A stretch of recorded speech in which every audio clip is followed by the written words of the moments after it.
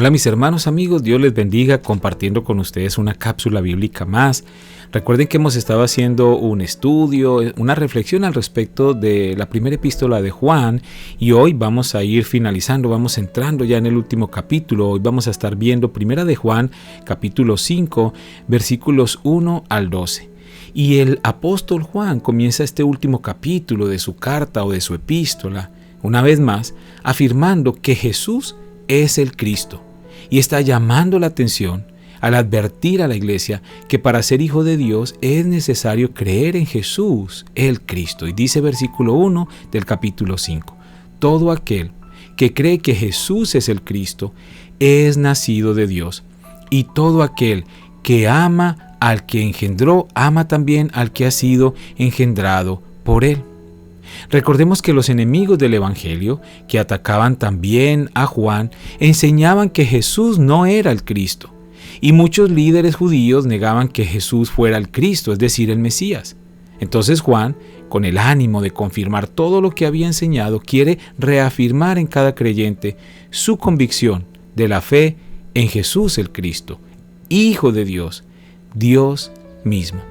El mismo apóstol Juan había dicho en su evangelio, en Juan 1:12, mas a todos los que le recibieron, a los que creen en su nombre, les dio potestad de ser hechos hijos de Dios. En la Nueva Traducción Viviente lo dice más o menos así, pero a todos los que creyeron en él y lo recibieron, les dio el derecho de llegar a ser hijos de Dios. Y en la segunda parte del verso, Juan se refiere a los que aman al Padre. Y allí muchos judíos fueron confrontados, porque si aman al Padre, deben amar a su Hijo, y tenían muchas pruebas de ello. Solo basta repasar el discurso del apóstol Pedro en Hechos capítulo 2, versos 14 al 42, en el que el apóstol Pedro cronológicamente lleva a los oyentes a reconocer en Jesús ese Mesías prometido. Algo importante en este versículo es la revelación que todo aquel que cree en Jesús es nacido de Dios. Entonces debemos reconocer que millones somos considerados hijos de Dios y por supuesto somos hermanos entre nosotros. Juan ha insistido sobre el amor fraternal, sobre amarnos unos a otros, y una vez más lo trae a memoria, versículo 2. En esto conocemos que amamos a los hijos de Dios cuando amamos a Dios y guardamos sus mandamientos. La traducción del lenguaje actual dice, y sabemos que amamos a Dios y obedecemos sus mandamientos cuando también amamos a los hijos de Dios. Y en la Nueva Versión Internacional dice, así, cuando amamos a Dios y cumplimos sus mandamientos, sabemos que amamos a los hijos de Dios. Es claro entonces ese énfasis que el apóstol Juan hace aquí sobre el amor entre hermanos. Es el resultado de amar a Dios y de obedecer sus mandamientos. Todo esto está relacionado. Así como lo manifestó Juan en el capítulo 4, ahí en versículo 20 y 21, dice, si alguno dice, yo amo a Dios y aborrece a su hermano, es mentiroso. Pues el que no ama a su hermano, a quien ha visto, ¿cómo puede amar a Dios a quien no ha visto? Y nosotros tenemos este mandamiento de él. El que ama a Dios, ame también a su hermano. Continúa entonces aquí el apóstol Juan en este último capítulo, capítulo 5, versículos 3 y 4, lo voy a leer en la Nueva Traducción Viviente. Dice, amar a Dios significa obedecer sus mandamientos. Y sus mandamientos no son una carga difícil de llevar, pues todo hijo de Dios vence a este mundo de maldad y logramos esa victoria por medio de nuestra fe. ¿Y quién puede ganar esa batalla contra el mundo? Únicamente los que creen que Jesús es el Hijo de Dios. Aquí, en este punto, el apóstol Juan nos está indicando que la obediencia a los mandamientos son muestra del amor a Dios. Sin obediencia no hay amor. Y además nos da la pauta central de su mensaje, una vez más, la fe en Jesucristo. Era muy importante recalcar que nada de lo anterior tendría validez si no tenemos esa fe en Jesucristo como el Cristo, como el Mesías, el Hijo de Dios, el Salvador del mundo. Así que creer lo anterior nos garantiza nuestra victoria y la vida eterna, porque sin Cristo no hay vida eterna, porque Él es la vida eterna, dice el comentario Matthew Henry. Dice, el cristianismo no vence al mundo con la fuerza de las armas, del dinero, ni de la oratoria, sino con la fuerza de la fe. Esto tenía una especial relevancia en el tiempo en que Juan escribía esto, porque la suprema fuerza mundana era el trono de los Césares en Roma, pero esa fuerza fue superada por la fe de los mártires cristianos. La sangre de los mártires es semilla de cristianos, decía Tertuliano. Entonces aquí el apóstol Juan está asegurando que quien es nacido de Dios, es decir, nosotros, hemos vencido al mundo. Y la pregunta es, ¿hemos vencido al mundo realmente? Por supuesto que no, todavía, porque necesitamos vencerlo por medio de nuestra fe, y no solo nuestro poder mental, que creemos es nuestra fe. No, nuestra fe en el único que sí ha vencido al mundo, en Jesucristo. Y entonces, como lo aclara al final, dice, únicamente los que creen que Jesús es el Hijo de Dios han vencido al mundo. Los siguientes versículos pueden ser confusos, pero vamos a tratar de explicarlos de una manera sencilla. Versículos 6 y 7. Este es Jesucristo, que vino mediante agua y sangre, no mediante agua solamente, sino mediante agua y sangre. Y el Espíritu es el que da testimonio, porque el Espíritu es la verdad, porque tres son los que dan testimonio en el cielo: el Padre, el Verbo y el Espíritu Santo, y estos tres son uno. Y tres son los que dan testimonio en la tierra: el Espíritu, el agua y la sangre, y estos tres concuerdan. Dice Howard Marshall en su libro Cartas de Juan que los enemigos a los que se refería Juan aceptaban que el Espíritu del Cristo había venido sobre Jesús en su bautismo, es decir, en el agua, pero le dejó antes de su muerte, es decir, en la sangre. Esta afirmación hace, por supuesto, débil todo el fundamento del cristianismo, porque la muerte de Cristo en la cruz y el derramamiento de su sangre es el sacrificio perfecto que pudo pagar por el pecado de la humanidad y por el cual hemos sido redimidos, como lo dice Colosenses 1, 21 y 22. Y a vosotros también, que erais en otro tiempo extraños y enemigos en vuestra mente, haciendo malas obras, ahora os ha reconciliado en su cuerpo de carne por medio de la muerte, para presentaros santos y sin mancha e irreprensibles delante de él. Así que era necesario que los creyentes tuvieran la suficiente certeza que Jesús es el Cristo por agua y sangre, desde siempre, incluyendo su bautismo y su muerte y su resurrección. Sigue diciendo el apóstol Juan, versículos 9 al 12, en la Nueva Traducción Viviente, dice: ya que creemos el testimonio humano, sin duda alguna podemos creer el testimonio de más valor que proviene de Dios. Y Dios ha dado testimonio acerca de su Hijo. Todo el que cree en el Hijo de Dios sabe en su corazón que este testimonio es verdadero.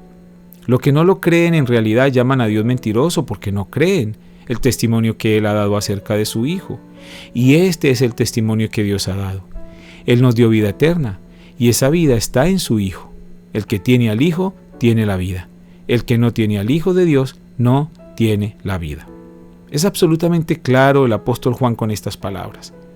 Todos aquellos que creemos en Dios debemos creer en sus palabras, y más aún aquellas que hablan de su Hijo Jesucristo.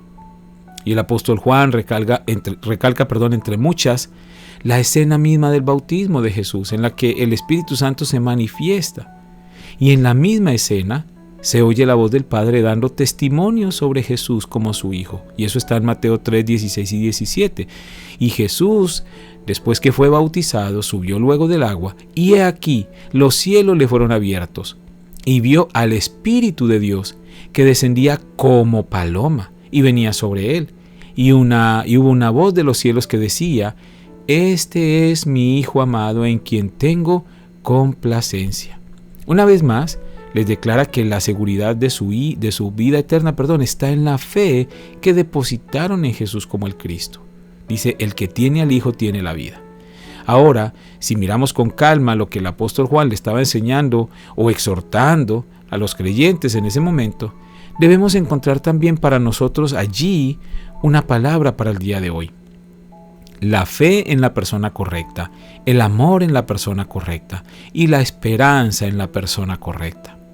Y es tan sencillo el mensaje de Juan cuando entendemos lo que nos ha estado hablando en estos 5 capítulos de su primera epístola. Primero, la fe en la persona correcta. Nuestra fe debe estar puesta en Jesús, reconociendo que es el Hijo de Dios y que es el único Salvador.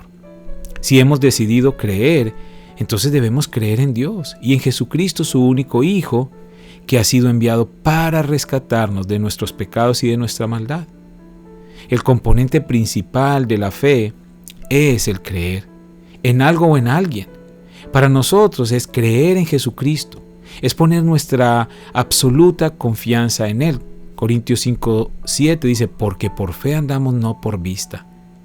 Hebreos 11:6, pero sin fe es imposible agradar a Dios, porque es necesario que el que se acerca a Dios crea que le hay y que es galardonador de los que le buscan.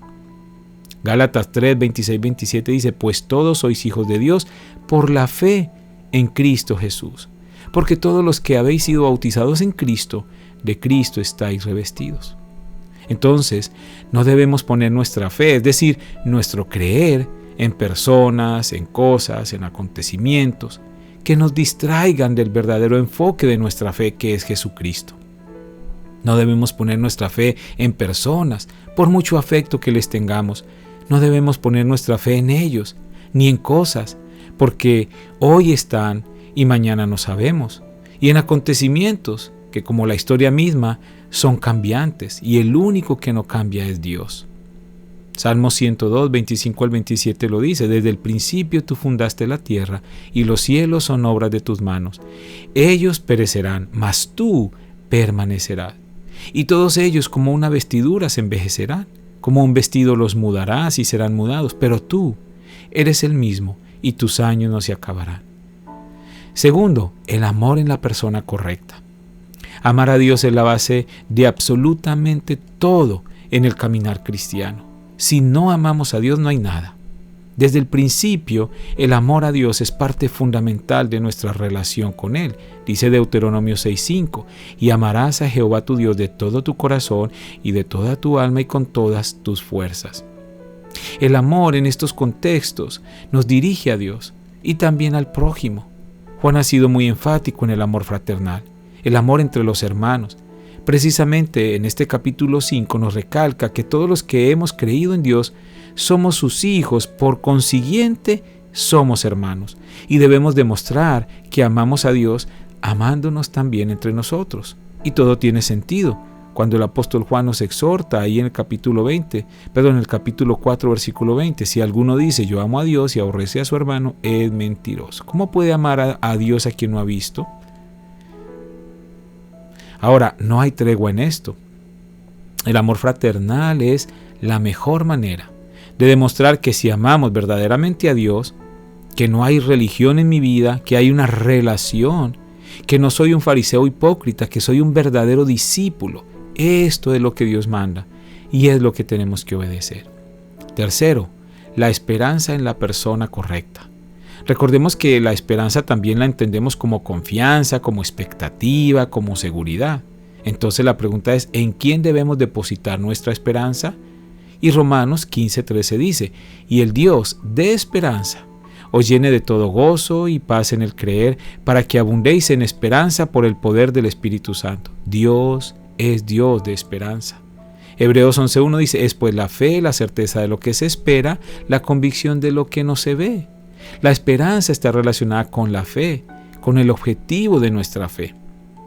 Hebreos 10:23 en la Nueva Versión Internacional dice, mantengamos firme la esperanza que profesamos, porque fiel es el que hizo la promesa. Nuestra esperanza es cierta, porque en Él tenemos la vida eterna. Por eso nuestra esperanza no puede ser nadie más que Él, Jesucristo. El mundo se mueve por sus emociones y ponen sus esperanzas en sueños, en ilusiones, en palabrerías de hombres que no pueden dar ninguna garantía de lo que dicen. Pero nuestro Señor Jesucristo es fiel y verdadero. Por eso, Él mismo es garantía de su palabra. Dejemos de poner nuestra esperanza en cosas terrenales. Miremos al cielo y actuemos en consonancia con nuestro llamado espiritual. Dice el Salmo 39:7. Y ahora, Señor, ¿qué esperaré? Mi esperanza está en ti. ¿Qué podemos concluir entonces de este capítulo 5? Caminemos en la fe de Jesucristo, practicando el amor y actuando conforme a la esperanza que nos aguarda. Dirijamos nuestro espíritu, alma y cuerpo al cumplimiento del sueño de Dios. Si realmente tenemos la fe, el amor y la esperanza en la persona correcta, es decir, en Jesucristo, entonces, ¿cuál es nuestra excusa para no ser obedientes y avanzar en la extensión del reino de Dios? Vamos a orar. Padre, te damos gracias por estos versículos que hemos podido compartir en este día. Gracias porque en este capítulo 5 de primera epístola de Juan, del 1 al 12, encontramos este resumen maravilloso de toda esta carta y este llamado que nos estás haciendo a través del apóstol Juan para que nosotros pongamos los ojos en ti, en Jesucristo, el autor y consumador de la fe. Solamente poniendo nuestra confianza en ti mantendremos nuestra esperanza viva y podemos ser obedientes a tu palabra. Ayúdanos en todo este proceso y en todo este caminar cada día. Te lo pedimos en el nombre de Jesús de Nazaret. Amén. Bueno, hermanos, amigos, gracias una vez más por escuchar estas cápsulas y por compartirlas. Gracias porque a través de ustedes podemos impactar más y más y más personas y el mensaje de la palabra de Dios, esta luz verdadera, puede alcanzar muchos corazones. Una vez más, Dios les bendiga y muchas gracias.